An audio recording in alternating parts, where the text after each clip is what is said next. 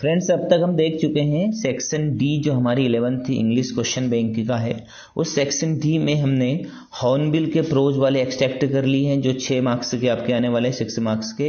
Poetry के extract भी हमने कर लिए जो आपके 3 मार्क्स के आने वाले हैं। और आज के वीडियो में हम करने वाले हैं सप्लीमेंट्री रीडर स्नैपशॉट्स में से जो एक्सट्रैक्ट आपको आने वाले हैं 4 नंबर के, वो एक्सट्रैक्ट हम करने वाले हैं। और आज के वीडियो में हम एक्सट्रैक्ट फर्स्ट और सेकंड करेंगे, ठीक है। पिछले वीडियो से आपको देखना है जिसमें हॉर्नबिल के प्रोज, पोइट्री, सेक्शन सी वगैरह सारी चीजें हमने आपको कंप्लीट करवाई है, पर डिटेल से एक एक चीज आपको बताई थी। आपको वो सारी वीडियोस देखना है तो आप प्लेलिस्ट में जाकर सारी चीजें देख सकते हैं। तो स्टार्ट करते हैं बिना देर किए। सबसे पहले बात कर लें एक्सट्रैक्ट नंबर 1 की, जो कि आपकी है ना स्नैपशॉट में से लिया गया है। अब स्नैपशॉट तो मुझे उम्मीद है कि आपके स्कूल में शायद ही पढ़ाई होगी, तो थोड़ा सा हम इसको पहले समझ लेते हैं। क्वेश्चन नंबर जो 9 है आपका, और 9 क्वेश्चन में से जो बी वाला पार्ट है ये आपका जो है स्नैपशॉट में से एक्सट्रैक्ट लिया गया है। और एक्सट्रैक्ट फर्स्ट पैसेज फर्स्ट आज हम करेंगे, ठीक है। इसमें कहा कि read the following passage and answer the question given below, और 4 मार्क्स का रहेगा, ठीक। चलिए इसकी बात करते हैं।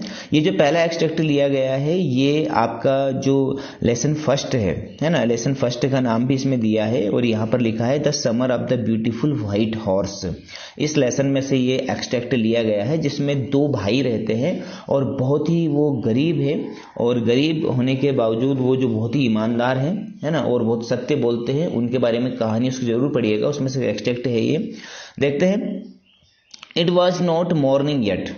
एक भाई जो है वो सो रहा था, सोकर उठता है वो, और उसके दूसरे भाई को किसी चीज के साथ में देखता है। तो वो कहता है कि it was not morning yet, अभी सुबह नहीं हुई थी, बट इट वॉज समर, लेकिन गर्मी का मौसम था। And with daybreak not many minutes around the corner of the world it was light enough. और गर्मी का मौसम था इसीलिए अभी शुरुआत हो ही रही थी दिन की, मतलब भोर निकलने ही वाली थी।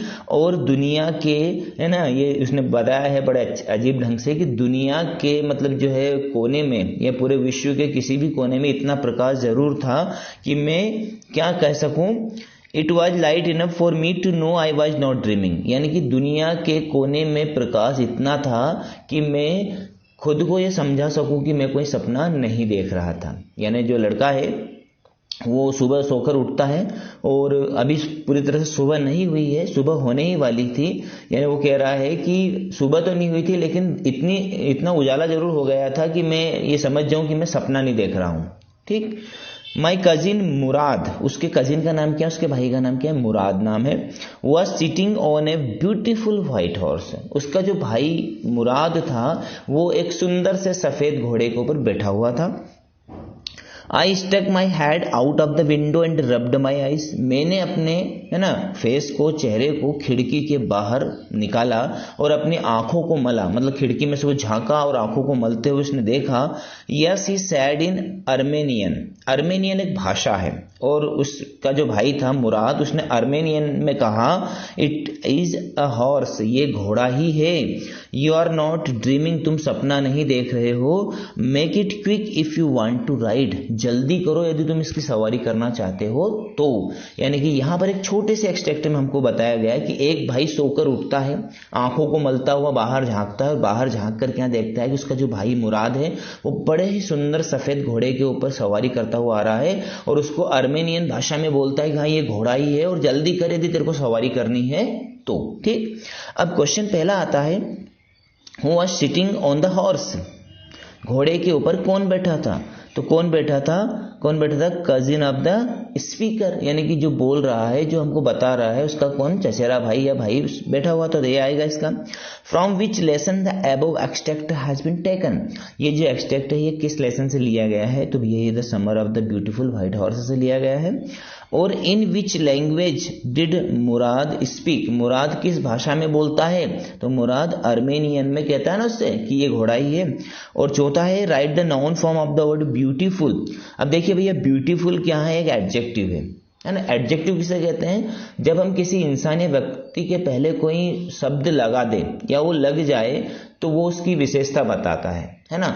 अब वो विशेषता बताने वाला विशेषण कहलाता है। तो हम किसी लड़की के पहले ब्यूटीफुल लिख सकते हैं आराम से, हम उसके पहले ब्यूटी नहीं लिख सकते। ब्यूटी हम किसके लिए लिखते हैं कि जैसे कि ब्यूटी का अर्थ होता है सुंदरता और ब्यूटीफुल का अर्थ होता है सुंदर।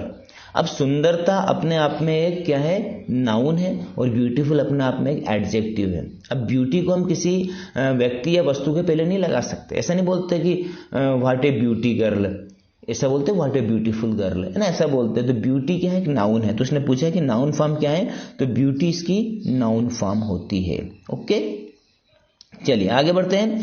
Passage number second, passage number second जो है आपका, ये आपका जो लेसन सेकंड है ना, कौन सा लेसन सेकंड है आपके स्नैपशॉट का, उसमें से लिया गया है। और उसमें से हमको बताया गया है कि एक जो लड़की है ना, वो अपनी माँ के साथ रहती थी, लेकिन अब हॉलैंड की बात है ये, अब जो है युद्ध हो जाता है, और युद्ध के बाद में वापस वो लड़की है ना कहाँ आती है, अपने निजी निवास पर आती है, अपने घर पर आती है, अपना सामान लेने के लिए आती है, अपने घर को देखने के लिए आती है।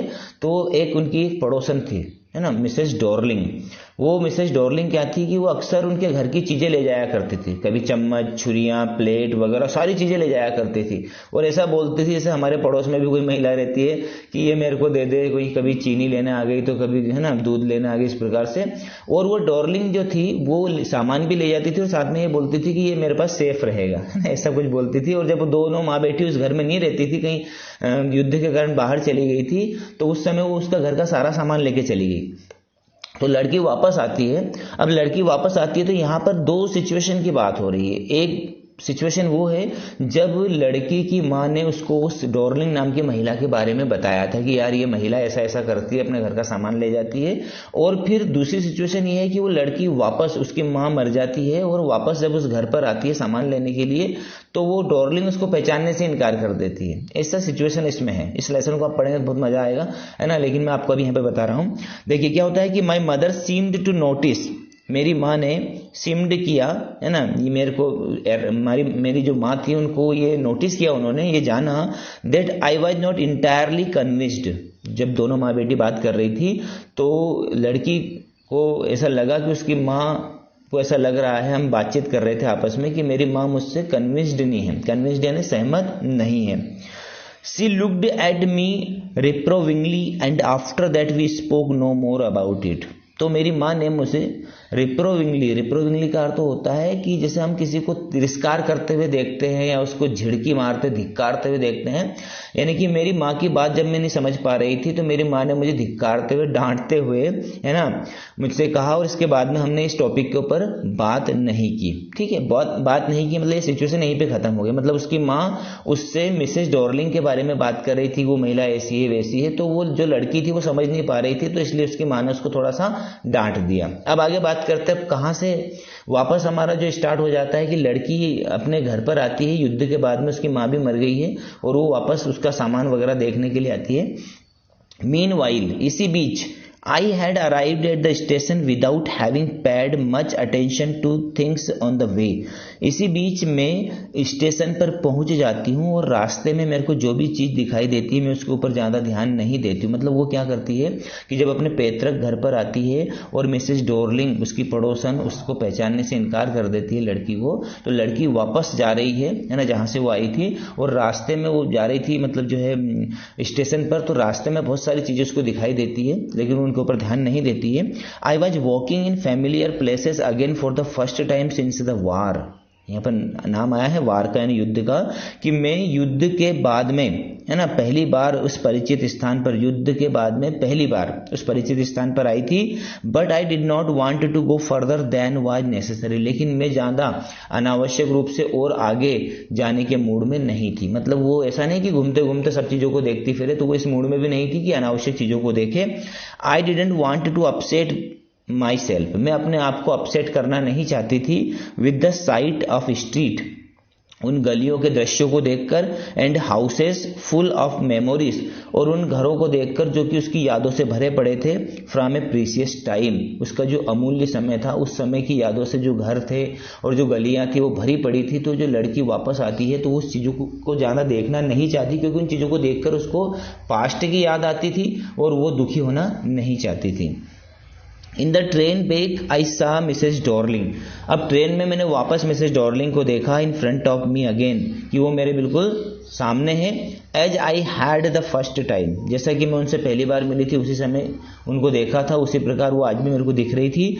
आई मेट हर, जब मैं उनसे पहली बार मिली थी। It was the morning after the day my mother had told me about her, और मेरी माँ ने मुझे मिसेस डॉर्लिंग के बारे में बताया था, उसके बाद का ये दूसरा दिन था। I had got up late, मैं देर से उठी सुबह। एंड कमिंग डाउन स्टेयर, और सीढ़ियों से मैं नीचे आई। I saw my mother about to see someone out, और मैंने क्या देखा कि मेरी माँ किसी को बाहर जो है विदा कर रही थी। अब यहाँ पर मैंने अभी बताया आपको कि 2-3 सिचुएशन के बारे में ये थोड़ा सा पैसेज दिया, इसलिए आपको समझने में थोड़ा सा ऐसा लग रहा है कि हम क्या समझ रहे हैं। मतलब पहली सिचुएशन ये है कि वो जो लड़की है ना, वो मिसेस डॉर्लिंग के घर जाती युद्ध के जस्ट बाद में, है ना, कि मैं आपके पड़ोस में रहती थी, मेरा सामान कहाँ है, तो मिसेस डॉर्लिंग उसको मना कर देती कि मैं तेरे को नहीं पहचानती। फिर वो वापस चल देती है कहाँ पर, स्टेशन जाने के लिए, और रास्ते में उसको बहुत सारी चीज़ें मिलती है लेकिन वो उनको देखना नहीं चाहती क्योंकि उससे उसकी पुरानी यादें जुड़ी और वो दुखी होना नहीं चाहती थी। फिर इन द ट्रेन बैक, यहाँ से जो पैसेज हमने पढ़ा, जो 3 लाइनें पढ़ी, इसमें वो वापस अपनी मेमोरी को रिकॉल करती है कि उसकी माँ ने मिसेस डॉर्लिंग के बारे में उसको एक बार बताया था, है ना, और मिसेस डॉर्लिंग को वो बाहर गेट तक छोड़ने गई थी उसकी माँ।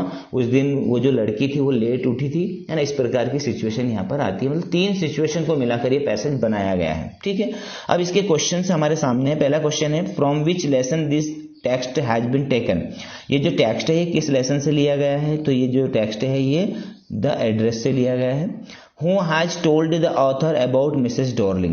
ऑथर को, लेखिका को मिसेस डॉर्लिंग के बारे में किसने बताया था, तो हर मदर, उसकी माँ ने बताया था। Which of the following is similar in the meaning to the word precious? Precious जैसा सिमिलर मीनिंग कौन सा होता है, प्रीसियस है ना, होता है अमूल्य, तो उसके लिए होता है वैल्यूबल। बी वाला इसका सही आंसर रहेगा, ठीक है फ्रेंड्स। तो चौथा और कर लेते हैं, लास्ट क्वेश्चन है इसमें। The author did not want to get upset by, जो लेखिका है या जो लेखिका अपसेट क्यों होना नहीं चाहती थी, किस कारण से, तो the author did not want to get upset by, किसके द्वारा, मेमोरीज के द्वारा, है ना, मेमोरीज के द्वारा वो अपसेट होना नहीं चाहती थी, ठीक। तो यहाँ पर मैंने आपको पैसेज फर्स्ट और सेकंड करवा दिया है। अगले वीडियो में हम 3 और 4 करेंगे। तो इस प्रकार की वीडियो और देखना है तो चैनल को सब्सक्राइब करें, प्लेलिस्ट में जाकर आपको सारे वीडियो मिल जाएंगे।